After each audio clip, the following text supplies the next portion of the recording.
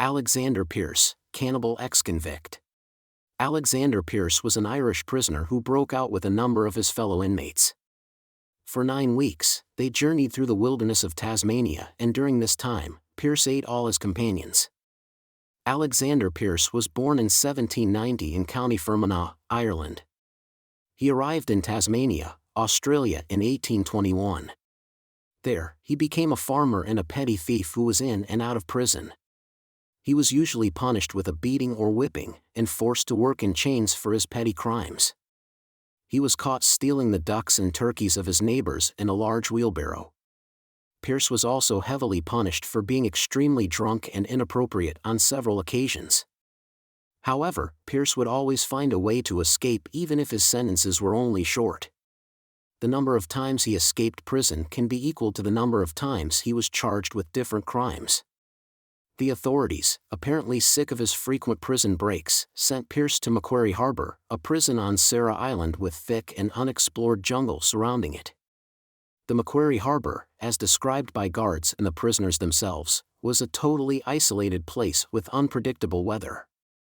The prison was surrounded by forests of huge trees, and the prisoners' main duties were to cut and transport good quality timber.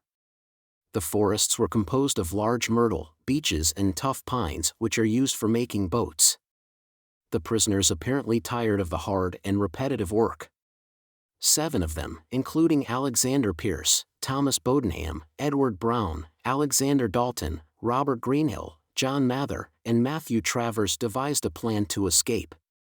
On September 20, 1822, they succeeded in fleeing the prison. The group originally planned to travel by sea, but it didn't work very well, so they impulsively took the track into the mountains and forests. The next inhabited place was 225 kilometers away, and the escapees who braved the vast area were extremely under-equipped. Greenhill chose himself as the spearhead of the team since he possessed an axe that he had discreetly obtained while they were in prison. Through the hard terrain and forests, the men were already famished. After 8 days of continuous traveling, they realized that if they didn't eat soon, they would all perish, and they agreed that their best bet was to eat each other. Due to an unknown reason, the group first killed Alexander Dalton by using their one and only axe. This deed made Brown and Kennerly fear for their lives, so they fled and went back to the prison. Though the 2 made it back, they shortly died because of over-fatigue.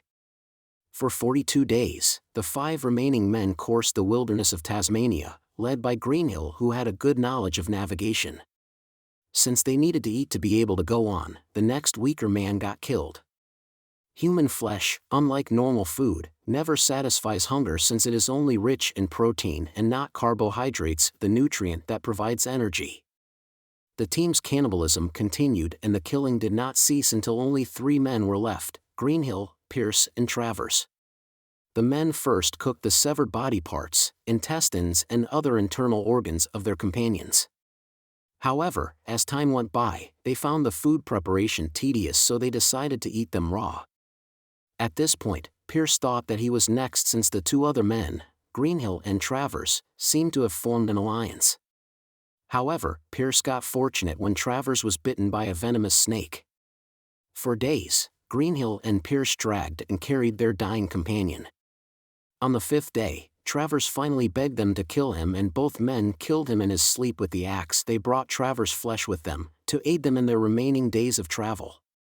With only 2 men left, Greenhill and Pearce had a sleeping challenge. Both were sure that the one who slept would be the one who would certainly be killed. After 8 days, Greenhill finally fell asleep, and Pearce did not lose the chance to grab the axe and chop off his companion's head. For several weeks, Pearce continued to travel through the terrain, and he eventually reached an Aborigine settlement. There, he stole food to sustain himself. As he saw sheep, he knew that he had finally reached the inhabited districts. Luck was on his side when he came upon a shepherd whom he knew. He lived in the area for a number of months, where he commenced robbing livestock from farms. He was eventually spotted and was recaptured after 113 days of being free. Upon his return to the prison, he confessed about the cannibalism of his group. He retold every detail of their journey and claimed that he was the sole survivor. Some of the authorities did not believe the story, especially Robert Knopwood, who firmly assumed that the other prisoners with Pearce were still either in the wild or went to stay in other district settlements. Pearce was nevertheless returned to Macquarie Harbor. He stayed in prison for several months when he and a friend named Thomas Cox decided to escape prison again. According to Pearce himself, it was him who pestered Cox to come with him, which he later regretted. After 10 days, Pearce surrendered near the King River, which is now called the River of Strahan. However, his young companion Thomas Cox was nowhere to be seen. Upon inspection, the police found some body parts of Cox in Pearce's pockets. The odd thing was, he still had an ample amount of food with him. The act of cannibalism was apparently not necessary for survival. During his trial on June 20, 1824, Pearce admitted that Cox drove him to the end of his wits because the latter was a hindrance. In the course of the escape, Pearce noted that Cox slowed him down because of his inability to swim. The witnesses after Pearce surrendered stated that he was indeed remorseful of his actions, and that he surrendered because of guilt.